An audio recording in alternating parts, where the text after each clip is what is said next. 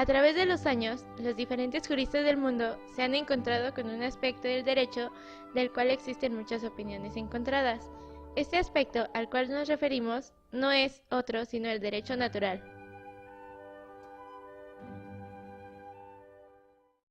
Existe una doctrina ética y jurídica que postula la existencia de derechos humanos, fundados o determinados en la naturaleza humana.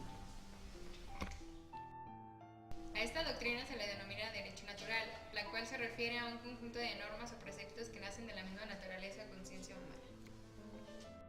La naturaleza humana es el concepto filosófico según el cual los seres humanos tienden a compartir una serie de características distintivas inherentes, que incluyen formas de pensar, sentir y actuar en el medio en el cual se desenvuelven. Puestos estos argumentos a favor, citaremos al jurista y al filósofo austriaco Hans Kelsen, para dar argumentos en contra mediante dos argumentos. La doctrina del derecho natural tiene por fundamento el dualismo del derecho natural y del derecho positivo. Con la ayuda de este dualismo, cree poder resolver el eterno problema de la justicia absoluta y contestar lo que es justo y lo que es injusto en las mutuas relaciones de los hombres. Además, los actos de conducta humana que son conformes a la naturaleza y las que no lo son, ya que los primeros están de alguna manera prescritos en la naturaleza de la sociedad e igualmente de la naturaleza de las cosas. Bastaría examinar cuidadosamente los hechos de la naturaleza para encontrar la solución absolutamente justa de los problemas sociales. La naturaleza reemplazaría las funciones legislativas. El derecho natural establece un vínculo entre el hombre y el Ser Supremo, que es quien impone el derecho natural. Aristóteles atribuyó también a este sentimiento o doctrina de lo que es justo e injusto, como una característica esencial y específica del ser humano que lo que distinga de los animales. Así pues, la naturaleza está ordenada de manera racional, por lo que es perfecta y tiene esta finalidad. Cada uno de los que cumple su función, por lo tanto, si cumple su función, está haciendo el bien, mientras que Santo Tomás de Aquino afirma que la gracia supone a la naturaleza y lo perfecciona. Se deriva, pues, que el hombre es capaz de percibir de forma autónoma, en virtud del don de Dios, las normas que corresponden a la voluntad del Creador. Bajo esta luz, la misma revelación sobrenatural de la voluntad de Dios asume un carácter de evidencia, precisamente porque el hombre descubre ahí lo que exige su propia razón. Podría decirse, con Santo Tomás, que el hombre actúa como ser realmente libre en el momento en que evita el mal y escoge el bien, no solamente porque Dios así lo quiere, sino también porque reconoce esta exigencia en virtud de su propia razón. Asentando estas bases, tenemos que un acto contra natura atenta hacia el fin o contra la función para la que dicho objeto o persona de la que se está hablando fue creado. Rudolf Stammler concibe el derecho natural, la justicia como una idea, como el pensamiento de una armonía permanente y absoluta del querer social en todas las posibilidades habidas y por haber, entendiéndola como una noción abstracta que excede a toda experiencia, algo que no tiene realidad empírica, pero nos sirve de guía para nuestros conocimientos de la realidad. La naturaleza es lo que es, y el derecho y la moral es lo que debe ser. La doctrina del derecho natural considera la naturaleza dentro de la sociedad, al pretender que el orden de la primera es un orden social justo. Dicha teoría, la teoría del derecho natural, supone que los fenómenos naturales tienen un fin y que es un conjunto son determinados por causas finales. Este punto de vista teológico implica la idea de que la naturaleza está dotada por inteligencia y de voluntad, que es un orden establecido por un ser sobrehumano, por una autoridad a la cual el hombre debe obediencia. En otros términos, la naturaleza en general y el hombre en particular son una creación de Dios, una manifestación de la voluntad justa y todopoderosa. Si la doctrina del derecho natural quiere ser consecuente consigo misma, debe tener un carácter religioso, ya que el derecho natural es necesariamente un derecho divino. Si es que ha de ser eterno e inmutable, contrariamente el derecho positivo, temporal y variable, creado por los hombres, igualmente. Solo la hipótesis de un derecho natural establecido por la voluntad de Dios permite afirmar que los derechos subjetivos son innatos al hombre que tiene un carácter sagrado. con la consecuencia de que el derecho positivo no podrá otorgarlos ni arrebatarlos al hombre, sino solamente protegerlos y garantizarlos. Toda doctrina del derecho natural tiene pues un carácter religioso más o menos acentuado.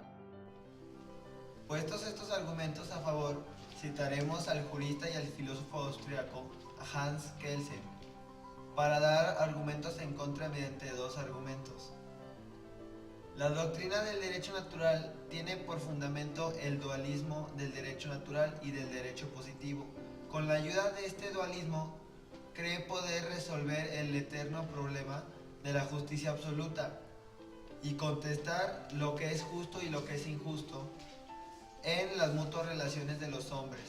Además, los actos de conducta humana que son conformes a la naturaleza y las que no lo son, ya que los primeros están de alguna manera prescritos en la naturaleza de la sociedad e igualmente de la naturaleza de las cosas.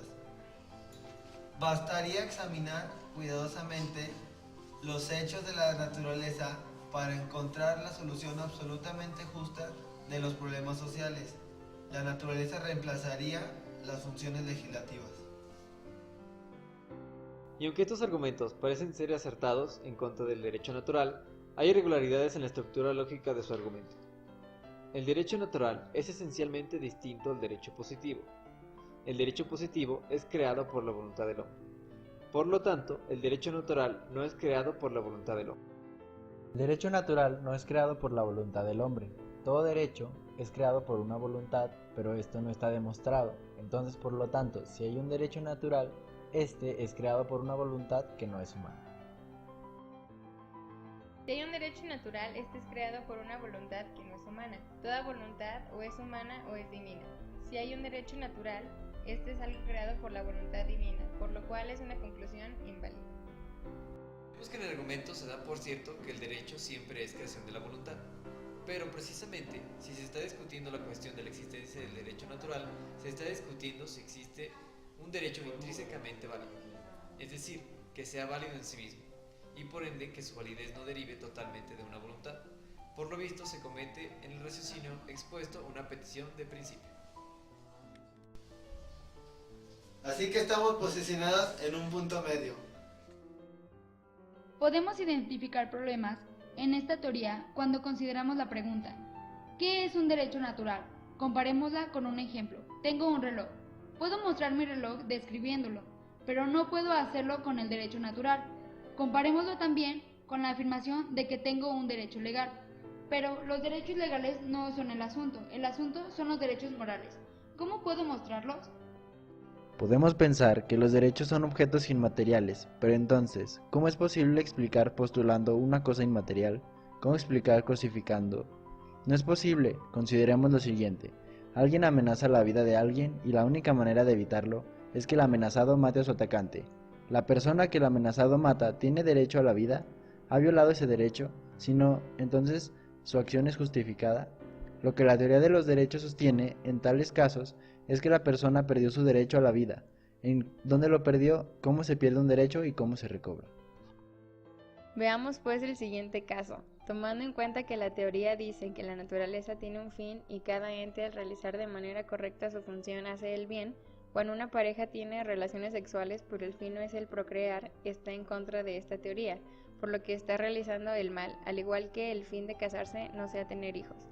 De igual forma, otro caso tomando en cuenta ahora que el derecho de una persona es el deber de los demás, podemos crear este caso. Si una mujer queda embarazada y tiene complicaciones y su única forma de conservar la vida es abortar, ¿le está quitando el derecho a la vida a ese ser que está en su vientre? Finalmente, se entiende que la teoría del derecho natural es limitada, ya que ésta tiene ciertos puntos en los que es incorrecta o falsa, pero hay ciertos criterios que la hacen ser de alguna manera correcta. Por ejemplo, el que una persona no puede defender su propia vida por no violar el derecho a la vida de otra persona que la ataca es una idea completamente absurda. Pero si se ve de otra manera, en el que si se sigue el criterio en el que el derecho de una persona es el deber de las demás, habría un mejor orden, quizá una paz relativa, porque si el derecho es a la vida y el deber de las demás personas es no matarte, al cumplir este mandato o deber se mantiene en orden. pero si se rompe de cualquier forma, se destruye completamente esta teoría. Aún así, el derecho natural dio hincapié a lo que hoy conocemos como derechos humanos, y a su vez esto nos ayudará a fundamentar la gran mayoría de las leyes que nos rigen, sean justas o no. Pero como siempre, al final cada persona tiene su propio criterio, para quien determina su verdad. Puede estar de acuerdo o puede no estarlo.